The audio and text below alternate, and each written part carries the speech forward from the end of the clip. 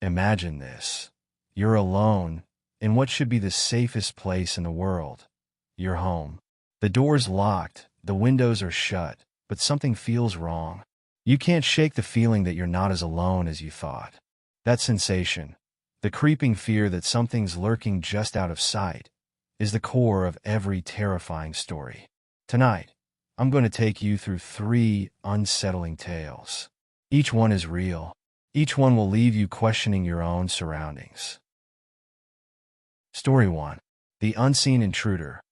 Home Invasion. I still can't walk into my own house without feeling a rush of panic. This happened about 2 years ago, but I remember every detail like it was yesterday. It was a Tuesday night, and I had just gotten home from work. The house was quiet, too quiet, like the kind of silence that creeps under your skin and makes you uncomfortable for no apparent reason. I double-checked the front door after I locked it, like I always do, and then went through my usual routine, turned on the TV, started making dinner, and kicked back for the night. I live alone, so every little noise stands out more than it should, but I'd gotten used to it. At least I thought I had. About halfway through my meal, I heard something strange. It was a soft, almost imperceptible sound, a click, maybe. I paused, fork halfway to my mouth, straining to listen. The TV was on, but I swear it was coming from the other side of the house. The back door. I pushed the thought away, telling myself it was probably nothing, a creak from the house settling or something harmless like that. But as soon as I convinced myself to relax, I heard it again, clearer this time. A gentle but unmistakable click, the sound of a door unlocking. My heart began pounding so hard I could hear it in my ears. I wanted to grab my phone, but for some reason, I was frozen in place. All I could think was, did I lock the back door? I know I locked the front. I'm sure of it. But the back door? Suddenly, I wasn't so certain. I got up, trying to stay quiet, inching toward the kitchen. The floor creaked under my feet, and I cursed myself for not replacing those old, noisy planks. My eyes flicked toward the back hallway, and for the first time, I realized something was wrong. The door at the end, the one leading to the backyard, it was wide open. A wave of cold panic shot through me. I never leave that door open. Never. I knew, without a shadow of a doubt, that I had closed it. And now it was just hanging there, open like an invitation. I couldn't breathe. Before I could process what to do next, a new sound caught my attention. Soft footsteps. Not heavy, deliberate ones, but careful, almost calculated. Like someone trying to move without being noticed. I could feel my skin crawling. My mind raced. Is someone in the house? The footsteps grew louder, and I realized they were getting closer. I bolted toward my bedroom, slammed the door shut, and locked it. My hands were shaking as I fumbled to dial 911. I explained the situation as best as I could to the operator, trying to keep my voice steady. Every second felt like an eternity as I stood there, my ear pressed to the door, trying to hear if the intruder was still moving. The operator told me to stay on the line until the police arrived, but my mind was elsewhere. I was stuck in this eerie silence, waiting for something, anything, to happen. Then, there was again, the footsteps, right outside my bedroom door. They stopped for a moment, and I held my breath. I could almost feel the person on the other side, standing there, deciding what to do next. Seconds passed. The doorknob jiggled, not violently, but slowly, like someone testing if it was locked. I could hear my pulse in my ears, and every muscle in my body tensed, ready for whatever was coming next. But then, the footsteps retreated. Slowly, deliberately, they moved away from the door, down the hallway, and eventually, silence. It felt like hours, but it was probably only minutes before I heard the sirens outside. I rushed to unlock my door, ran to the front of the house, and threw it open as the officers arrived. They searched the place from top to bottom, but found nothing. No signs of forced entry, no one hiding inside. The back door? The officer said it must have been left unlocked. But I know I didn't forget. I never forget. To this day, I don't know who it was or how they got in. They didn't take anything, they didn't leave any evidence, and they never came back.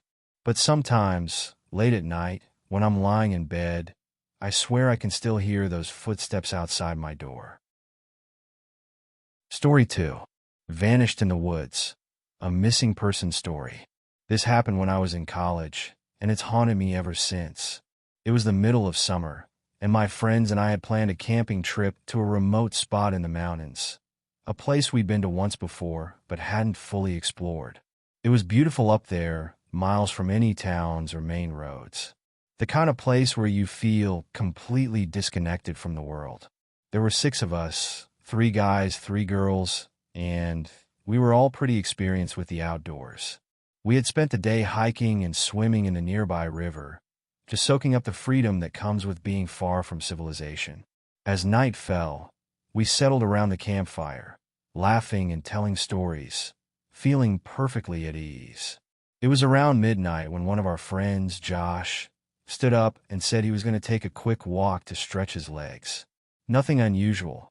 He'd done it before on previous trips. We didn't think much of it.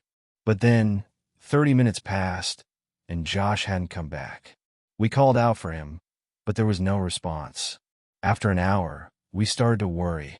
2 of the guys grabbed flashlights and decided to search the surrounding area. They figured maybe he'd gotten turned around or wandered a little too far from camp. But when they came back after another hour, they hadn't found any sign of him. The trail he had taken led into the woods, but once you're in there, everything starts to look the same. By 2 a.m., we were all panicking. We decided to split up and search in pairs, keeping within shouting distance of each other. I was with one of the other girls, and we took the path Josh had mentioned heading down earlier. As we walked, I couldn't shake the feeling that something was off. The woods were so still. No wind, no animals, just dead silence. It felt wrong. We searched for hours, calling Josh's name, shining our lights in every direction. But there was nothing. No tracks, no sign of struggle, no broken branches or anything to indicate where he might have gone. It was like he had just vanished. At dawn, we hiked back to camp and immediately contacted the local authorities. Search and rescue teams arrived within a few hours, and they began a more extensive search. Days passed, and despite using dogs, helicopters, and teams of experienced trackers, they found nothing. Not a single trace. Weeks went by, and still, there was no sign of Josh. It's like the forest had swallowed him whole. His disappearance was eventually chalked up as a missing person case, but none of us ever believed it was that simple. There was something about those woods, the way they felt that night, like they were watching us, like they were hiding something. To this day, I still have nightmares about that trip, about standing there in the dead of night, staring into the endless dark trees, knowing that someone I cared about was out there somewhere, lost, or worse. Story 3. The Man by the Window. I've never been able to sleep with my blinds open since that night. It was one of those muggy summer evenings where the heat clung to everything, making it impossible to feel comfortable. My apartment, tucked away on the second floor of a small building, felt safe enough. Who'd bother scaling up to my window, right? I had the windows wide open to let in whatever breeze I could catch. I was lying in bed, scrolling through my phone, mindlessly drifting through social media when I felt that prickling sensation at the back of my neck. You know, that weird feeling you get when you're being watched. I brushed it off, thinking it was just my imagination. But then I heard it. Souple scrape. The kind of sound you barely notice unless you're already on edge. It came from the window. I stopped moving, listening. Silence. Maybe it was just the wind? I told myself I was being paranoid. Then, out of nowhere, the head appeared. Just there, staring at me through the window. His face was blank, no expression, just watching. I froze, my heart pounding so loud I was sure he could hear it. This guy, this stranger, had climbed up to my second-story window in the middle of the night. I didn't know what to do. Should I scream? Should I run?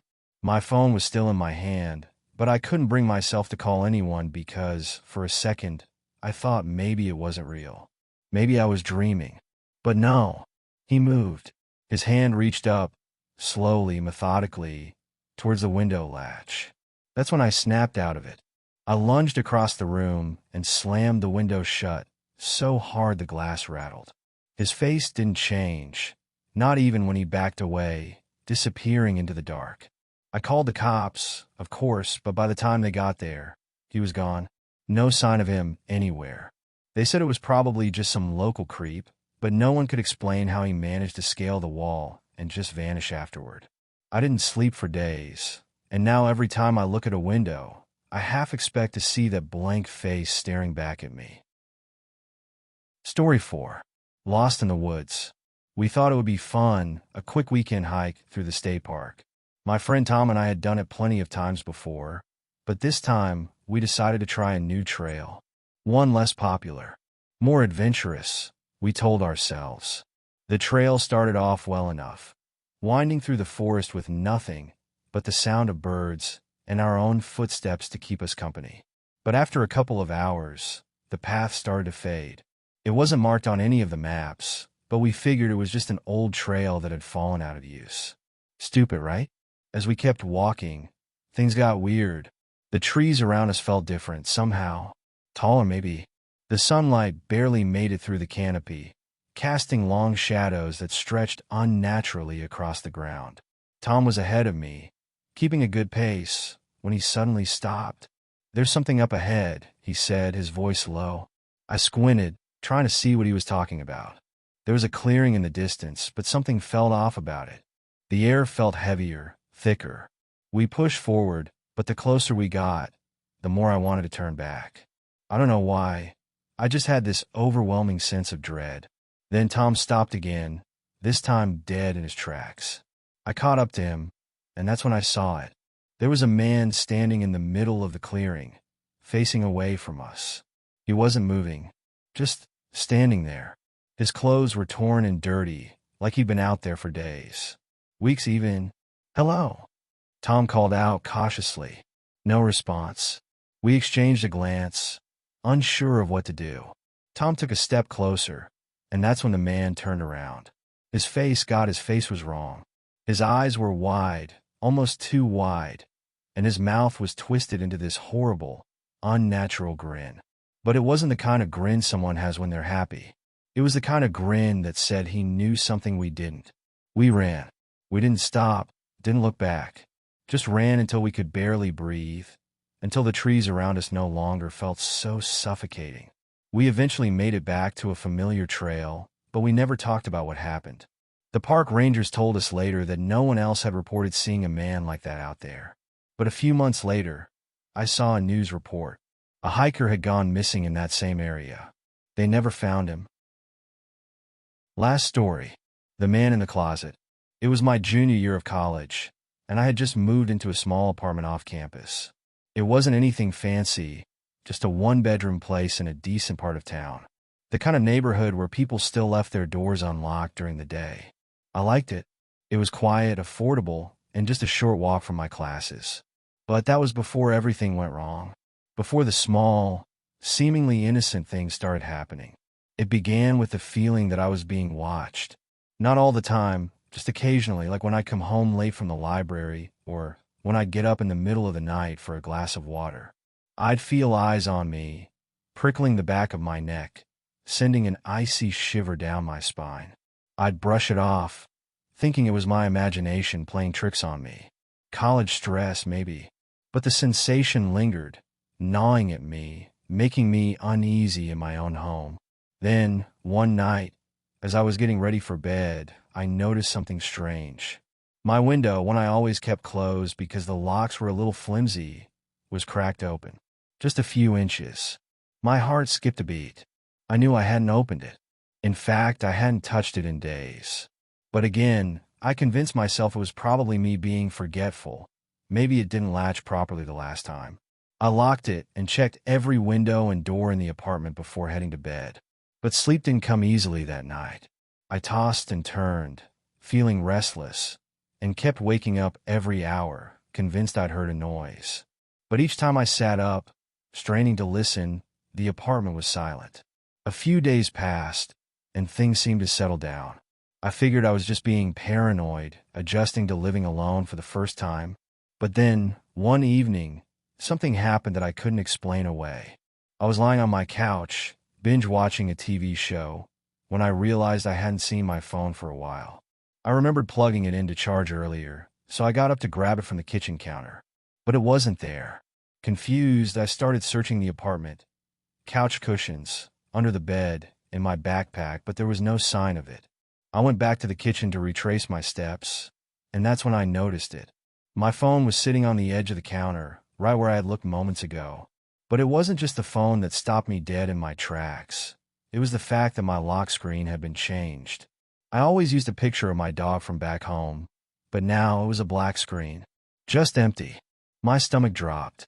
I hadn't touched my phone in hours, and no one else had been in my apartment. My mind raced, trying to rationalize it. Maybe the phone had glitched, maybe I had accidentally changed the background and forgotten, but deep down, I knew something wasn't right. That night, I locked every window and door twice, pulling the curtains tight. But sleep felt impossible. Every creak of the building, every distant sound from the street outside made me jump. Eventually, exhaustion took over, and I drifted into a fitful sleep. Sometime in the middle of the night, I woke up to a soft noise. It was faint, like the sound of fabric shifting or something brushing against a hard surface. I lay there frozen, my heart pounding in my chest. The sound came again, this time a little clearer. It was coming from inside my bedroom. For a moment, I thought I was dreaming. I had to be, right? But then I heard it again, a slight scraping sound like metal against wood. Slowly, I turned my head toward the closet. It was just a few feet from my bed, and the door was slightly ajar. I couldn't see anything in the dark, but that noise, it was coming from inside. My body tensed, and for a few agonizing seconds, I just stared at the closet, willing myself to move, to do something, anything. But I couldn't. Fear held me in place. Then, the door creaked, just a fraction of an inch, but enough to let me know someone or something was on the other side. My heart hammered in my chest, my breathing shallow. I couldn't take my eyes off that door. My mind raced. What do I do? Should I get up? Should I run? Should I scream? Then, just as suddenly as it had started, the noise stopped. The apartment fell into an eerie silence. I lay there, staring at the closet, not daring to blink. Minutes passed, maybe longer, and nothing happened. Slowly, cautiously, I slid out of bed, my feet barely making a sound on the floor.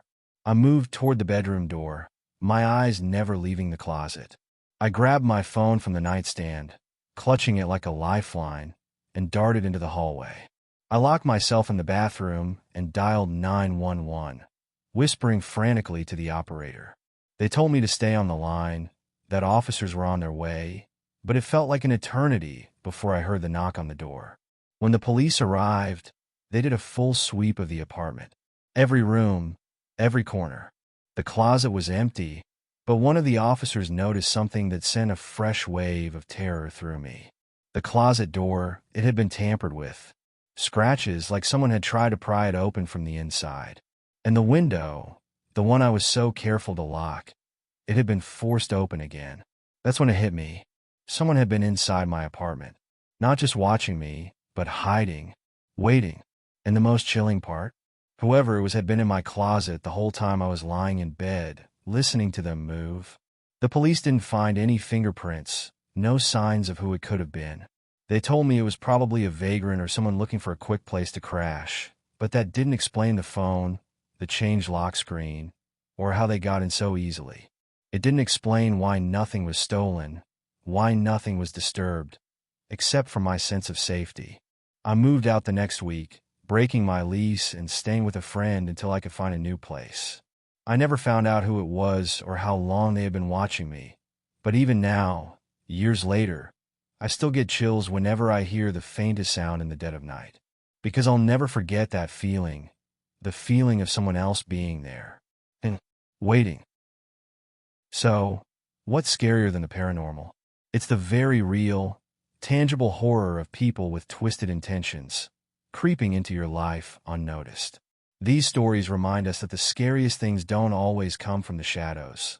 They often live right next door, or worse, right under your nose. waiting for you to let your guard down. If you think you're safe, think again.